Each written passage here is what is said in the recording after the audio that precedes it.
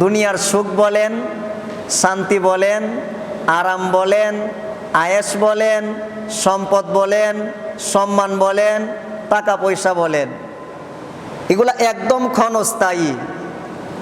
রসুল আকরাম সাল্লাল্লাহু তাআলা আলাইহি ওয়া আলিহি ওয়াসাল্লাম ইরশাদ করেছেন, ওয়াল্লাহি, আল্লাহর কসম, মাদ-দুনিয়া ফিল আখিরাহ, আখিরাতের তুলনায় দুনিয়া কতটুকু জানো? মা ইয়াজআলু আহাদুকুম, তোমাদের মাঝখানে কোনো একজন লোক সাগরের পানির মধ্যে তোমার শাহাদাতের আঙ্গুলটা ডুবাও, বাঁকা করব না।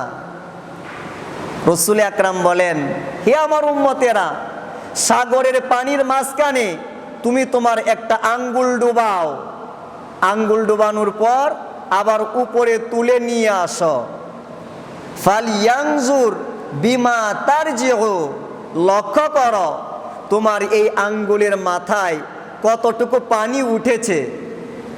আচ্ছা, আপনি সাগরের সমস্ত এরিয়ার ভেতরে একটা আঙ্গুল ঢুকাইলেন, আবার উপরে নিয়ে আসলেন, আপনার আঙ্গুলের মাথায় কি 1 লিটার পানি উঠবে?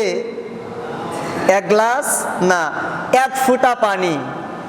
রসুল আকরাম সাল্লাল্লাহু তাআলা আলাইহি ওয়া আলিহি ওয়াসাল্লাম উনি বললেন, হে উম্মতেরা, এই 1 ফুটা পানি হচ্ছে তোমার দুনিয়া।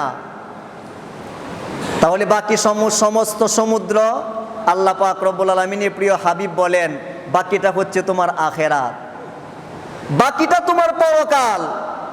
1 ফুটা পানি হচ্ছে তোমার দুনিয়া, আর সমস্ত সাগরের সমস্ত পানি হচ্ছে তোমার পরকাল।